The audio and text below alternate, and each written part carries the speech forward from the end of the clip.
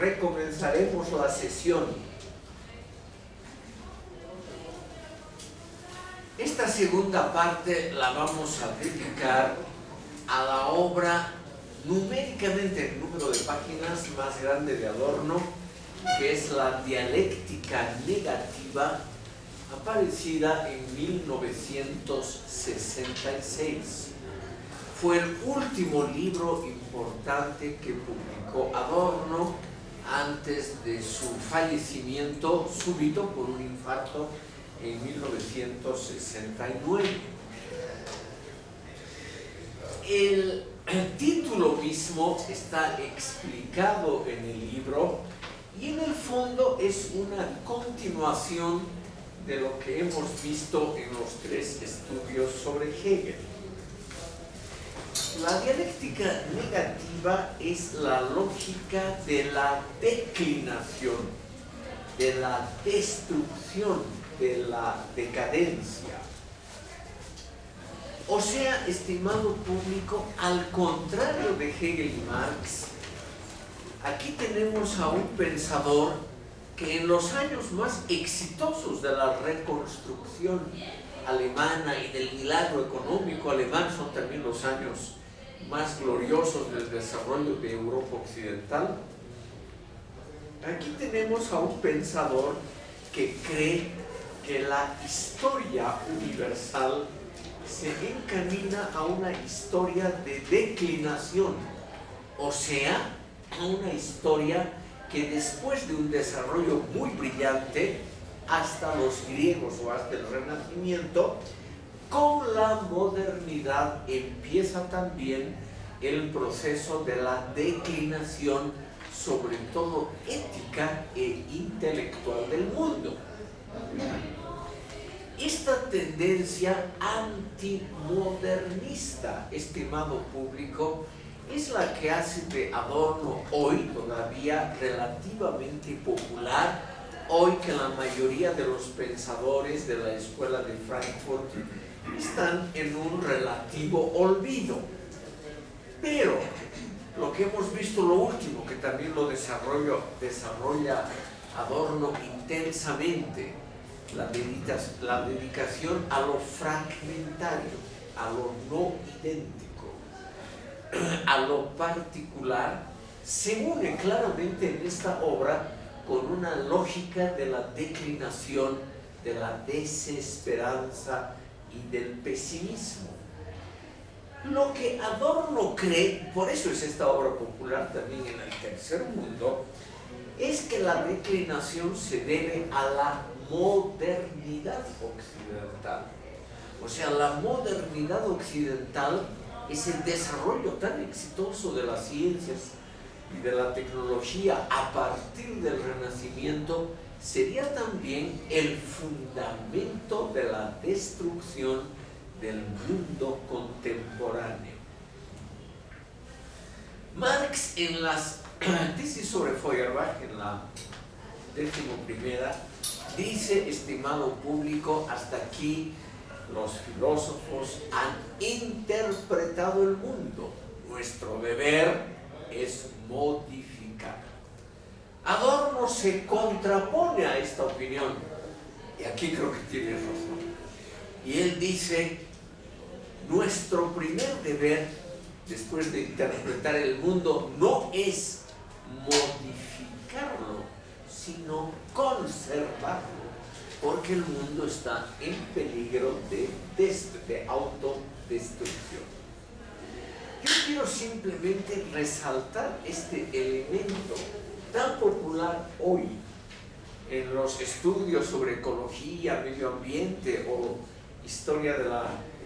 filosofía de la historia conectada con el medio ambiente, esta idea de que el mundo se encamina hacia su autodestrucción, porque esto fue formulado, estimado público, hace más de medio siglo, cuando todavía no había esta conciencia de la amenaza ecológica en el mundo. Piensen ustedes que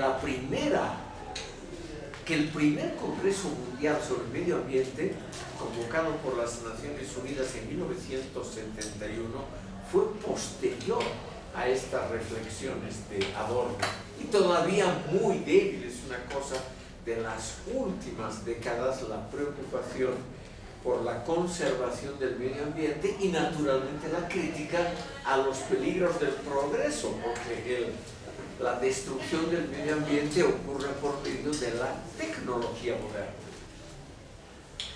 Tenemos, por lo tanto, un pensamiento que nos puede parecer abstruso en el sentido original de la palabra, o sea, confuso, medio irracional, pero no hay duda de la originalidad de la Escuela de Frankfurt y específicamente de Adorno, de haber mostrado en contra del optimismo tecnológico de Hegel y Marx, sobre todo de Marx, el mostrar, estimado público, que la historia exitosa de la modernidad es también una historia que puede estar ligada a la autodestrucción de la humanidad. Entonces aquí tenemos una filosofía de la historia de corte pesimista, una filosofía de la historia que nos muestra que justamente la historia basada en principios racionalistas, en la idea de la enorme victoria de las ciencias naturales y de su aplicación práctica, la tecnología, que esa historia, estimado público, puede ser también vista como una historia de declinación. El ser humano, con su progreso, prepara la regresión. Voy a cerrar la puerta porque parece que hay mucho ruido aquí. Bueno, muchas gracias.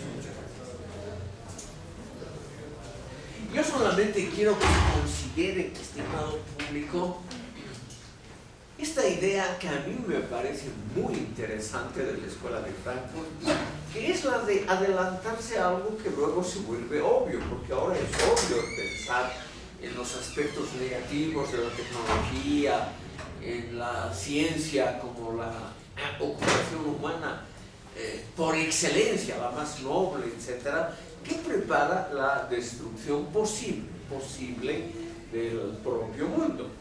Entonces, esta idea de una dialéctica negativa, la dialéctica entendida como la posibilidad de la regresión, me parece que tiene su elemento original. Por eso yo diría que la teoría de la Escuela de Frankfurt en su totalidad es todavía rescatable por este punto de vista, contenido sobre todo en esta obra. Esta obra, estimado público, es la más difícil, la abierta a múltiples interpretaciones, es un libro caótico y desordenado, extremadamente hermético, con un estilo esotérico.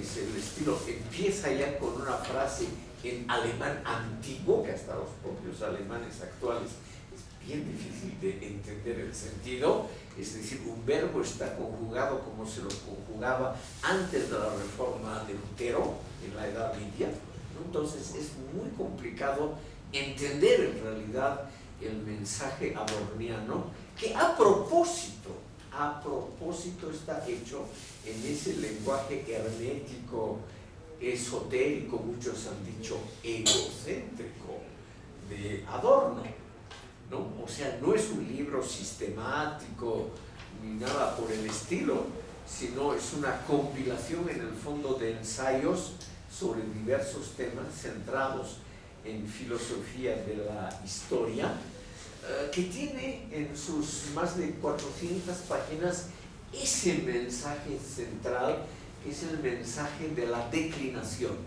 el mensaje, estimado público, de que la dialéctica histórica puede ser también negativa. Entonces, perdón. Doctor, una consulta. ¿Podría ser que Teodor haya hecho esos textos así de complicados para separar, digamos, su filosofía, que era como la filosofía real, de la filosofía, de la pseudo-filosofía que actualmente está muy arraigada, digamos? ¿Podría ser esa la razón? No creo. Yo más bien supongo que Adorno continúa una tradición clásica de la filosofía universitaria alemana, muy claramente visible en Hegel, Heidegger y otros pensadores, que es usar un idioma esotérico, o sea, un idioma para iniciados, para los pocos que comprenden la profundidad de un mensaje intelectual. El idioma castellano se presta mucho menos a este ejercicio de una prosa bastante incomprensible, porque no tiene, como muchos idiomas, no tiene esos dos planos que tiene el idioma alemán. Es decir, el idioma intelectual, el que usan, por ejemplo, los libros filosóficos de ciencias naturales, el que usa la gente intelectual, no es un idioma comprensible ya por el sonido del idioma a la gente simple. Nosotros no tenemos eso en español. En cambio, el alemán y otros idiomas tienen esa enorme diferencia, un idioma esotérico para los iniciados, para los muy cultos, y otro para la vida cotidiana.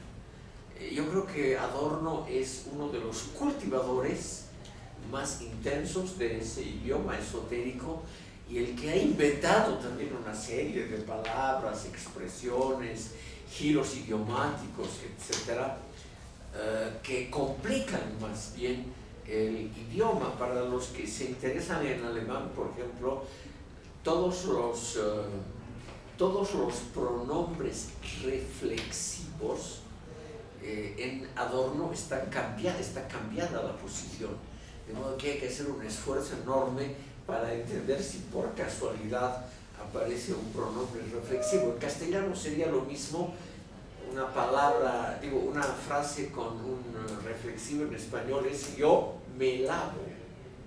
Si yo digo constantemente yo lávome, de alguna manera es correcto, también se hablaba así en la Edad Media, se ponía el reflexivo después.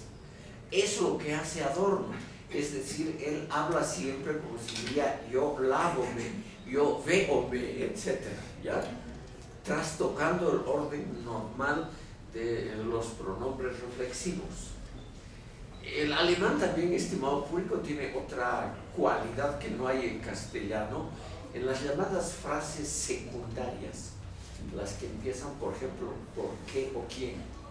Yo amo a la chica que me quiere. Ese que me quiere es una frase secundaria. Todas esas frases secundarias en alemán llevan el verbo al final. Es decir, es obligatorio llevar el verbo al final absolutamente en toda frase reflexiva.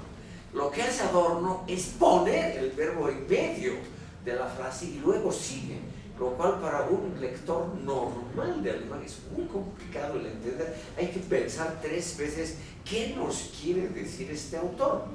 Y él ha explicado eso. ¿Por qué usa ese idioma realmente esotérico? Para obligar a reflexionar a los lectores, como si no fuese suficiente el texto filosófico mismo. Entonces, a mí me parece que hay esa dificultad adicional en los textos adornianos que no fomenta ni la comprensión ni la elegancia del texto. Es un alemán simplemente horrible, no es un alemán estético, hermoso, claro, luminoso, como la prosa de Friedrich Nietzsche, que es el alemán más bello que se ha escrito, tanto en filosofía como en literatura. Es lo más hermoso, simple, comprensible y elegante que se ha escrito, como Goethe. En cambio, estos señores, Heidegger, Hegel, Adorno y otros, escriben premeditadamente en un idioma para iniciados y además lo recomplican innecesariamente. Yo no sé cuál es la última intención de Adorno, si es que él ha tenido, pero su apellido nos puede dar una pequeña clave. Lo han visto todos los biógrafos. Él apellidaba por padre Wiesengrund y por madre Adorno. Su madre era de origen italiano. Entonces, Adorno lo que ha hecho al nacionalizarse en los Estados Unidos es poner el apellido de su padre como una mera abreviatura, ve que está en medio entre nombre y apellido, y poner el apellido de su madre, porque es un adorno, y un adorno es algo que no es absolutamente necesario, es un complemento, estimado público, que adorna, es decir, que hace más bonita la cosa o el objeto, pero a veces también lo complica. Un adorno, por ejemplo, lo que saben las chicas, puede ser un adorno extremadamente elaborado y complicado. Y eso es lo que probablemente él tenía en mente, es decir, un idioma hecho de adornos, hecho con complicaciones innecesarias, pero que él siempre supuso que eran muy estéticas. Él siempre supuso que su alemán era la cumbre de la creación lingüística, etc. Lo cual nadie le ha seguido en esa tendencia. Pero todo filósofo, todo pensador, estimado público, tiene pequeñas manías individuales, ¿no es cierto? Lo dejaremos así al pobre adorno, porque eso ya no se puede, no se nota en las traducciones al castellano, no se notan esas dificultades gramaticales, por ejemplo, que ha inventado Adorno, o el uso, por ejemplo, de formas de conjugación de verbos que ya estaban en desuso después de la reforma de Lutero. Lutero es el que ha creado el alemán moderno, que eran solamente usuales en la Edad Media o antes, en los antiguos idiomas germánicos, tan estudiados por Borges, por ejemplo. La primera frase de la dialéctica negativa se refiere a que la reflexión teórica todavía tiene una chance, todavía tiene una oportunidad, un derecho de existir. ¿Por qué? Porque ha fracasado su materialización en la praxis. O sea, no se ha podido construir, según una razón, un modelo que sea racionalista, humanista en la praxis, que es el fracaso de los sistemas socialistas a nivel mundial, como se ve en el texto mismo de Adorno. Pero esa expresión, estimado público, que los sistemas socialistas han fracasado, está expresada en el texto alemán con verbos que están ya hace siglos, que ya no están en uso. Entonces, eso solamente lo entiende alguien que ha estudiado filología germánica o que sigue el contexto, complicadamente el contexto de todo lo que ha escrito Adorno, y se da cuenta qué es lo que quiere decir. Eso para explicarle que yo no sé en el fondo por qué Adorno ha elegido esa decisión, porque es una decisión claramente consciente, elegir una forma de expresión que es complicada, que no es usual, que te obliga a pensar. No sé qué opinan ustedes, pero Adorno creía que por ese medio los oyentes y los lectores iban a hacer un esfuerzo adicional y muy necesario de reflexión filosófica, lo cual yo no. De todas maneras, permítanme algunos detalles más. Esta dialéctica negativa, el nombre ya lo señala, es el intento de salvar todos los momentos históricos y en la historia también del pensamiento que no se dejan encajar, integrar en una gran explicación unitaria de la historia y del pensamiento. O sea, es tratar de salvar obviamente lo no idéntico, lo fragmentario, lo que no se deja integrar. Si ustedes leen, estimado público, la obra de Hegel, las pocas alusiones que tiene, por ejemplo, a los países de Europa Oriental, a los países eslavos, o algunas alusiones escritas de Marx a los pueblos eslavos, por ejemplo, los artículos de prensa que Karl Marx publicó cuando era director de la Gaceta Renana en 1848 sobre las pretensiones de los pueblos eslavos de Europa Oriental de liberarse tanto de Rusia como de Prusia y del Imperio Austriaco. Ustedes van a ver que Marx siguiendo esa tendencia hegeliana, les quita a los pueblos eslavos todo derecho de ser independientes, porque él, Marx, igual que Hegel, cree que la gran tendencia histórica es la de los pueblos importantes que marcan el desarrollo histórico, la Gran Bretaña, Alemania, Francia, y que los pueblos eslavos tienen que someterse a ese desarrollo, integrarse en la gran corriente histórica. Marx mismo tiene unas palabras durísimas acerca de la intención de húngaros, polacos, de ser independientes, etcétera, etcétera. Cosa que ha sido desautorizada por la historia, porque después de la Primera Guerra Mundial, todos esos pueblos han constituido estados soberanos que funcionan más o menos bien, ¿no? Como las naciones eslavas en Europa Oriental, que estaban incluidas en el Imperio Austrohúngaro o en el Imperio Prusiano o en el ruso, y que recién hace poco son mucho más jóvenes que Bolivia como estados soberanos. Adorno, estimado público, y eso creo que es lo rescatable de la obra adorniana, trata de salvar el derecho a la existencia, al desarrollo y al florecimiento de comunidades pequeñas, que no son las portadoras del motor del desarrollo histórico, pero que igual tienen derecho a vivir, a ser independientes, a tener sus propios modelos, etc. Es decir, es claramente un intento de rescatar y preservar lo no idéntico, lo que no se deja integrar en las grandes tendencias históricas. Lo asistemático, lo fragmentario, entonces como metodología. Eso, estimado público, si es posible una simplificación de esa obra, sería el núcleo de la dialéctica negativa.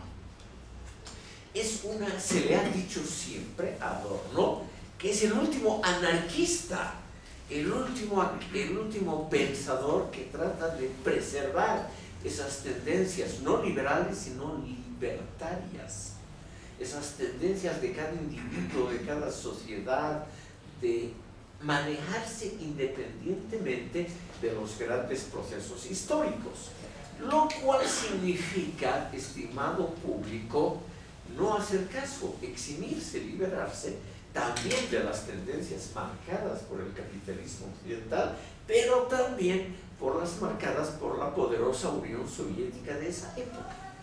Las críticas más duras a Adorno por este libro han partido de los pensadores de la Europa Oriental, sobre todo de la República Democrática Alemana, o sea, que existió, como ustedes tal vez saben, hasta 1990, la Alemania Oriental, la Alemania comunista, que se dedicaba en gran parte a criticar, reseñar, comentar las publicaciones obviamente equivocadas de la República Federal de Alemania.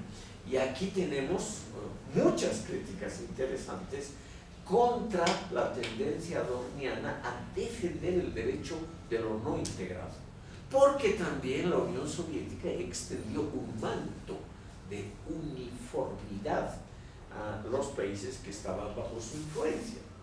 Clarísimo, eran obligatoriamente miembros del Pacto de Varsovia, que era un pacto militar, miembros del Comecon, que era el mercado común de la Europa Oriental, etcétera, etcétera. No se me ocurrieron ustedes con esos datos históricos, y Adorno se convirtió curiosamente en un crítico de esas tendencias de un imperialismo socialista, que parece un oxímoron, o sea, parece un concepto autocontradictorio. Pero, estimado público, la Escuela de Frankfurt, de muchos estudiosos, alumnos, por ejemplo, de Adorno, han mostrado que evidentemente el socialismo realmente existente también actuaba como una aplanadora cultural, filosófica, ideológica, que no dejaba surgir tendencias independientes, autónomas, propias en las sociedades que estaban bajo la, llamaremos suavemente, la protección de la Unión Soviética, pero una protección autoritaria. Permítanme dos palabras más sobre esta obra.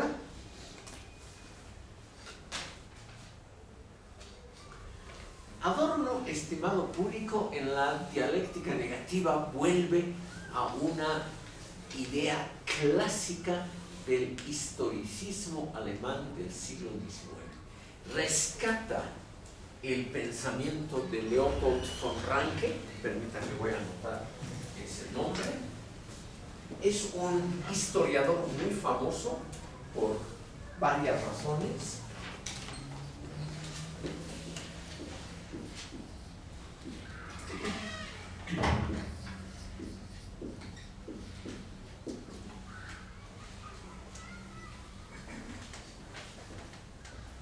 Es un personaje muy conocido en la cultura alemana, Ranke, porque él es el primero que insiste en que la historiografía, o sea, la historia científica, el estudio de la historia, tiene que ser hecho exclusivamente a base de fuentes.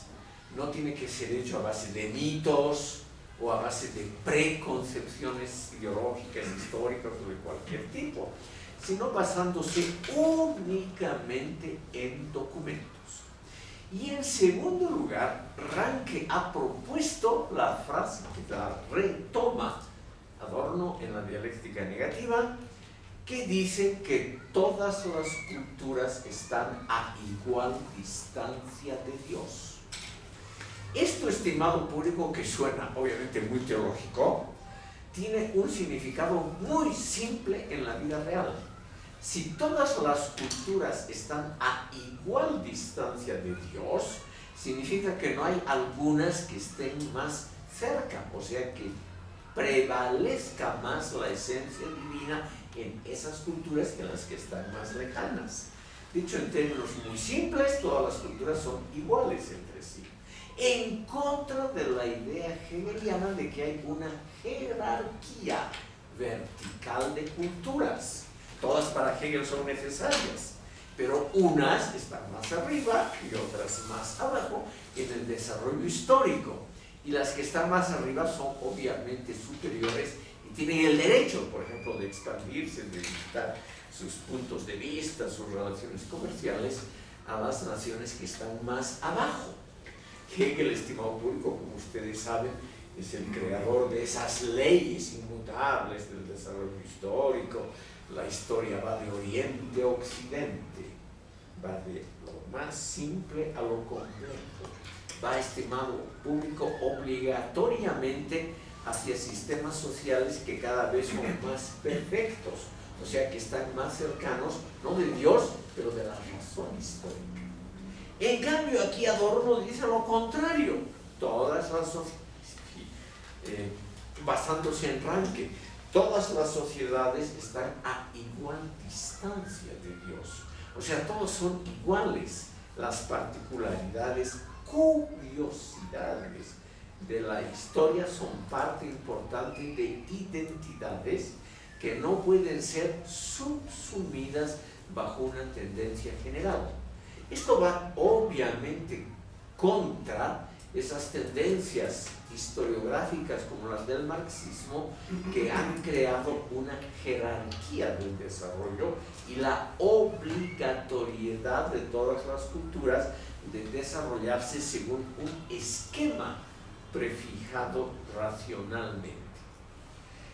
Entonces, si todas son iguales, según Adorno, igual distancia a Dios, entonces, estimado público, lo singular, lo particular, lo no integrado en las grandes tendencias históricas tiene su razón de ser. No tienen que justificarse como etapas previas de algo. Esto es muy interesante porque aquí las sociedades no tienen que justificarse como etapas previas de un desarrollo capitalista o socialista. Tienen igual derecho a existir, por ejemplo, las que están para los marxistas en un periodo feudal anterior al capitalismo modernizante. Según Adorno, y esto es lo que lo hace Adorno actual, esas sociedades tienen igual derecho a existir y no tienen por qué desarrollarse según una tendencia prefijada. O sea, ninguna sociedad premoderna tiene por qué desarrollarse en una sociedad moderna, capitalista, según los principios de la razón occidental. Es por ello que Adorno es tan querido en el tercer mundo, porque de alguna manera es un pensador que justifica la pluralidad de desarrollos, la pluralidad de metas normativas del desarrollo histórico, como si todas tuvieran el mismo derecho a existir y no tienen por qué justificarse como sociedades previas a algo. El concepto mismo de sociedad previa a algo para Adorno es algo imperialista, por lo tanto inaceptable. Por lo tanto, las sociedades medievales o las que nos parecen medievales tienen igual derecho a existir. Eso es lo que hace esta teoría tan popular, obviamente, en los sistemas premodernos, porque nos dice claramente lo premoderno no tiene por qué justificarse como algo previo. Hasta la propia denominación de premoderno es equivocada, porque quiere decir que estas sociedades se van a modernizar en algún momento, si no les da la gana, porque van a tener que seguir una huella histórica predeterminada. Entonces, estimado público, es comprensible que este autor sea tan popular, por ejemplo, en la historiografía postmodernista, que tampoco acepta claramente estas líneas obligatorias del desarrollo histórico. Estimado público, la teoría adorniana va un poco más allá y nos dice también que hay un pluralismo de enfoques teóricos. Si hay un pluralismo de modelos reales en la praxis, que no tienen por qué ser subsumidos a una sola realidad,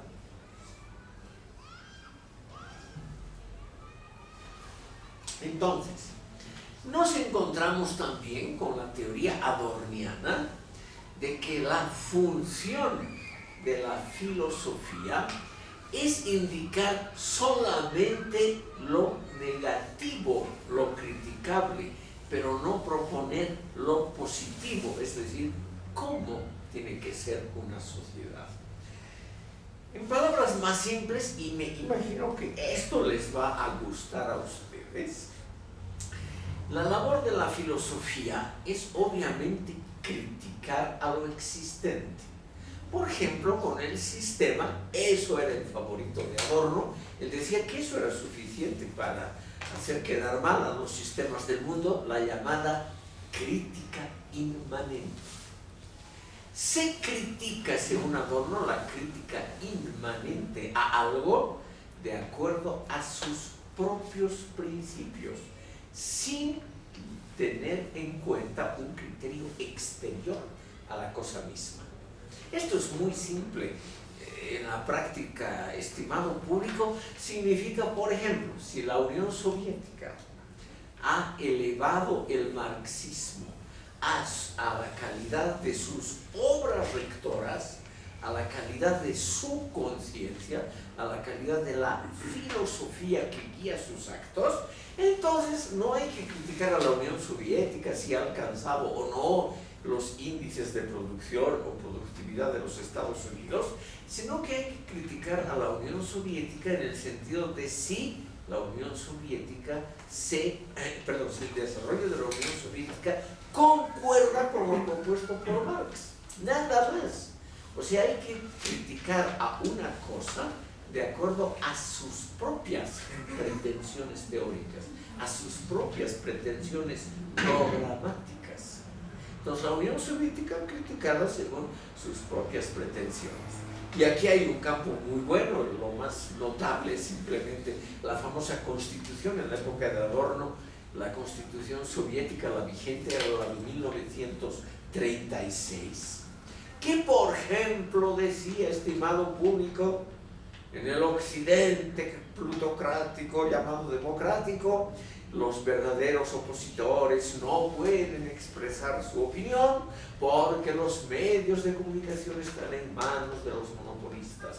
El gobierno soviético pondrá a su disposición a todo el que quiere expresar una opinión independientemente de su contenido, les pondrá un medio de prensa a disposición. Esto en 1936, cuando empezaban los procesos de Moscú y el fusilamiento de todo opositor. Toda la guardia vieja del partido bolchevique, salvo Stalin mismo y Trotsky, que estaba en el exilio, fue, como ustedes tal vez saben, fusilada después de los procesos de Moscú.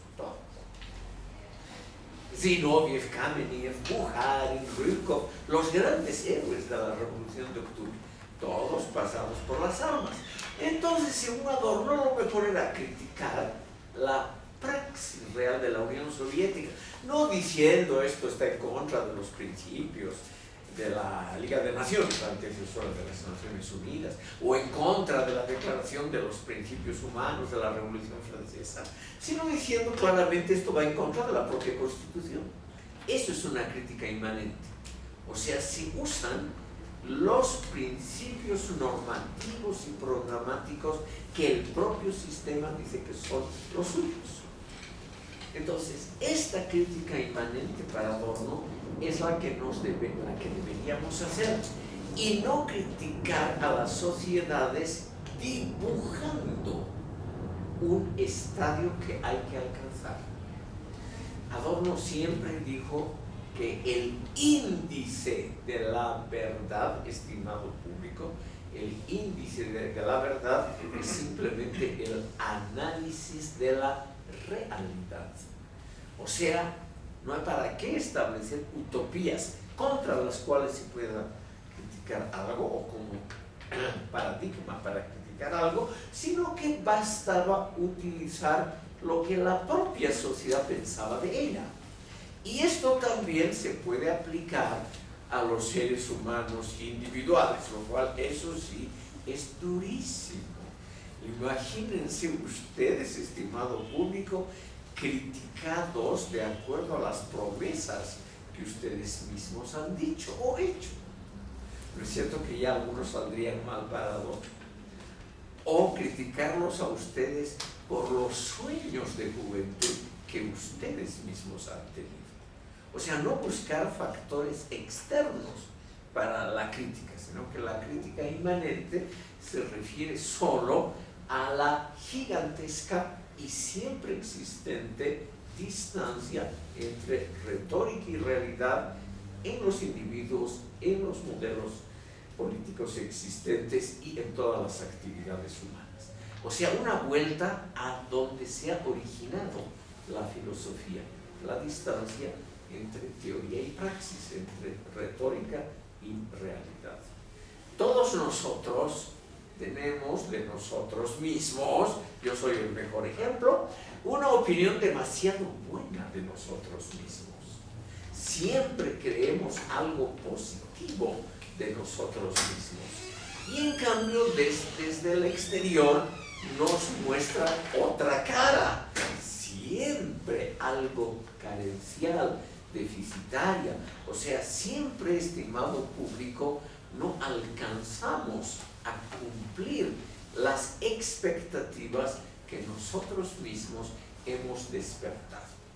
Por ejemplo, ustedes vienen a esta clase pensando que van a escuchar una maravilla, una cosa interesante y divertida, etcétera, etcétera, y ustedes tienen que aburrirse con un discurso previsible, o sea, que no tiene nada de original, y por eso se duermen. Entonces, la crítica inmanente es que ustedes tienen demasiadas ilusiones sobre sus docentes, ilusiones que son desautorizadas por la vida práctica. Adorno cree, estimado público, que ese criterio de la crítica inmanente basta para analizar cualquier fenómeno social, político, ideológico, etc. No sé qué les ha parecido esto de la crítica inmanente. El caso más famoso es, claro, era lo más popular en la época de Adorno, era criticar al único gran experimento socialista que había, a la Unión Soviética, y medirlo por sus propias declaraciones programáticas. es decir, por su uso de la ideología de Marx y Engels como si fuese obligatoria, como si fuese un evangelio, o por su propia constitución, o por el propio programa del Partido Comunista. Eso bastaba para que el régimen quede obviamente muy mal. Pero lo mismo puede hacerse con cualquier sistema, Esa crítica inmanente, estimado público, como un elemento central de la dialéctica negativa. Quisiera mencionar un detalle más de filosofía de la historia. Yo les he comentado varias veces en este curso que Adorno ha dicho la famosa frase: si hay verdaderamente un desarrollo histórico positivo en la humanidad, es el desarrollo que se puede observar, que va desde el arco y la flecha a la bomba atómica. Es decir, si ha habido un progreso, en la historia de la humanidad, ese progreso es el progreso de lo negativo, de las ocupaciones destructivas del ser humano. Dicho con palabras más simples, estimado público, ¿qué es donde realmente el ser humano tiene éxito? En la construcción de armas. Posiblemente ustedes han escuchado la palabra que viene de la filosofía presocrática: la guerra es el padre de la historia. Porque el ser humano ha progresado mucho más inventando cosas bélicas que luego en parte pueden ser usadas pacíficamente, que mejorando métodos de agricultura o haciendo experimentos genéticos con vacas o cualquier cosa similar. Y esto puede ser que sea verdad, que el ser humano en la inventiva de cosas destructivas tenga una habilidad muy grande, ¿no? Ustedes tienen que comprender cómo Adorno veía el mundo en la mitad del siglo XX. Acababan de ser echadas las bombas atómicas sobre Hiroshima y Nagasaki con un éxito naturalmente medible. El Japón se rinde inmediatamente. Si no se hubieran echado esas bombas atómicas, norteamericanos y los aliados hubieran seguido con esa conquista en el Pacífico, isla tras isla, miles de muertos. Los norteamericanos al final de la Segunda Guerra Mundial no lograron, por ejemplo, liberar territorios enormes de la presencia japonesa. Toda Indonesia, lo que ahora es Tailandia, Camboya, Laos, Vietnam, gran parte de Birmania, una parte de la China, Corea del Sur y Corea del Norte seguían en posesión japonesa. En cambio, estimado público, 2 bombas atómicas hicieron que el Japón capitule incondicionalmente, rindiéndose totalmente y aceptando la ocupación extranjera. No es cierto que uno podría pensar que el fin justifica los medios y que la bomba atómica es una gran cosa. Porque si uno hace, como ha hecho el presidente Truman, que es el que dio la orden, si uno hace un cálculo frío de vidas humanas que se perderían por la guerra convencional, como se había llevado hasta ese momento, el número de víctimas hubiera sido muchísimo más alto, también del lado japonés, por los bombardeos aéreos, hubiera sido muchísimo más alto que las bombas atómicas y la rendición incondicional inmediata. Entonces, desde un punto de vista estrictamente humanista, se podría pensar que el uso de la bomba atómica fue racional en sentido instrumental. Es terrible decirlo eso, pero hay que pensar esa posibilidad. Entonces, estimado público, Adorno se hace la pregunta: el progreso de la humanidad está totalmente jalonado, es decir, está totalmente integrado por elementos extremadamente negativos. El sufrimiento como parte intrínseca del progreso, el sufrimiento como parte de la paz. Es terrible, ¿no es cierto?, esta reflexión. O sea, el sufrimiento, la destrucción, las bombas atómicas como parte de un indudable progreso histórico. Entonces, Adorno podría ser, creo yo, estimado público, que tiene algo de razón al decir que en la filosofía de la historia lo que ha habido, si es que ha habido progreso humano, es un progreso que está unido a la gran obra también de la destrucción. Y por lo tanto la historia del ser humano es una historia terrible, es una historia mucho más grave que la historia de los dinosaurios, que obviamente se comían a sus congéneres o se comían a muchos, pero solamente para sobrevivir. Ningún dinosaurio se comía a otro ser viviente por placer. En cambio, el ser humano tiene el placer de dominar, de ampliar su radio de acción. Sí, los seres humanos somos así. Queremos ampliar el radio de nuestra vida, y ampliar significa a veces dominar, comernos al prójimo, de todas maneras dominarlo y explotarlo. La praxis histórica no es, como para Hegel y Marx, una praxis de adelanto y de progreso. Para Adorno es una praxis de sangre y destrucción. Entonces tenemos una filosofía de la historia extremadamente normativa. No voy a insistir para no aburrir a ustedes. Ese estimado público en 1966, cuando apareció esta obra, era un momento de enorme optimismo. Estimado público, 1966 fue un año muy pacífico, salvo la guerra de Vietnam. Fue un año donde en Europa se registraron los mayores índices de empleo, de subida del promedio de vida, en todo sentido. Fue un año gloriosísimo. Y aquí aparece un tipo que se sale del consenso optimista, que también tenían todos los marxistas de su época.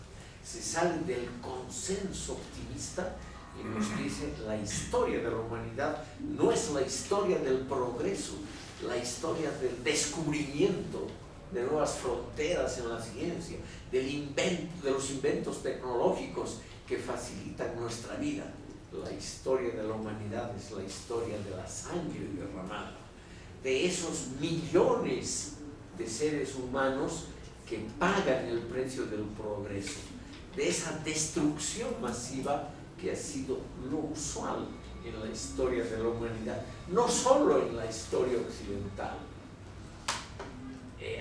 Adorno mencionaba, por ejemplo, un hecho interesante: no han sido solo los malos occidentales los que han causado destrucciones innecesarias y matanzas horribles, como los españoles en la conquista de América. Cuando los mongoles, o sea, un pueblo asiático, tomaron la capital del califato islámico, Bagdad, en 1258, mataron a más de 1 millón de personas para mostrar al mundo que era inútil la resistencia contra la invasión de Gengis Khan y de sus herederos. Querían dar un escarmiento a la humanidad, diciendo: si van a hacer ustedes resistencia, les va a pasar lo que ha pasado en Bagdad. 1 millón de muertos, 7 días el Éufrates teñido de sangre. Además, la ciudad totalmente destruida, no queda nada en Bagdad, de la antigua gran capital del califato, no queda absolutamente nada. Los mongoles incendiaron, destruyeron la ciudad y mataron a todos, niños, mujeres, a toda la población. O sea, esto significa algo muy simple: todas las culturas son igual de malignas. No es así que solo los occidentales producen matanzas, destrucción y muerte, sino que las culturas, el ser humano, esto es la trágica conclusión de Adorno, el ser humano es un ser maligno por naturaleza. Claro, ustedes me miran con caras ligeramente molestas, porque ustedes creen ser obviamente la excepción. Ustedes no ordenarían el uso de la bomba atómica, ni ordenarían la toma de Bagdad con el baño de sangre, etc. Pero el ser humano es buenito siempre que no está en peligro, o siempre que no está inmerso en un marco institucional que lo obliga a tomar decisiones. Y aquí viene un inciso muy interesante de la dialéctica negativa, cuando Adorno reflexiona sobre los muchos estudios que se han hecho sobre la mentalidad del ciudadano normal alemán que presta servicios en la guerra, servicios completamente malignos, y luego de la guerra o antes en la vida normal era un buen padre de familia, un ciudadano normal y corriente, etc. El ejemplo más famoso, permítame, porque aparece en la obra de Adorno numerosas veces,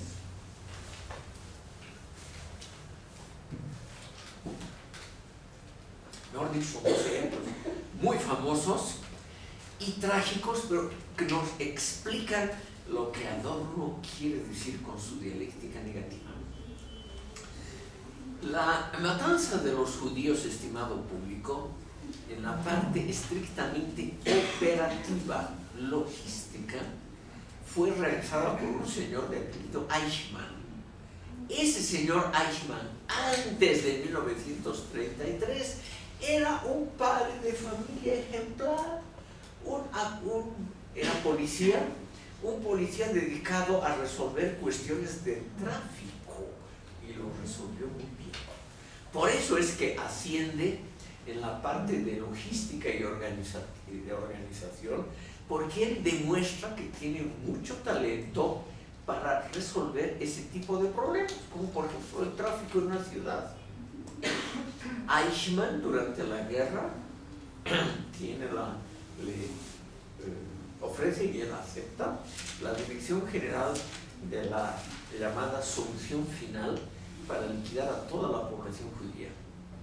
Y él, estimado público, lo hace con un mínimo de medios y un máximo de resultados.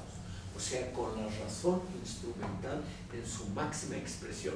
Es un tema que lo hemos visto y utilizado mucho, ustedes seguramente están hartos de oírlo, pero, estimado público, Adorno quedó totalmente impresionado por ese sistema de eficacia que costó muy poco al Estado alemán. No, el Estado alemán ni siquiera tuvo que, digamos, utilizar un gran número de soldados para hacer la matanza, nada de eso, todo fue hecho de forma muy simple.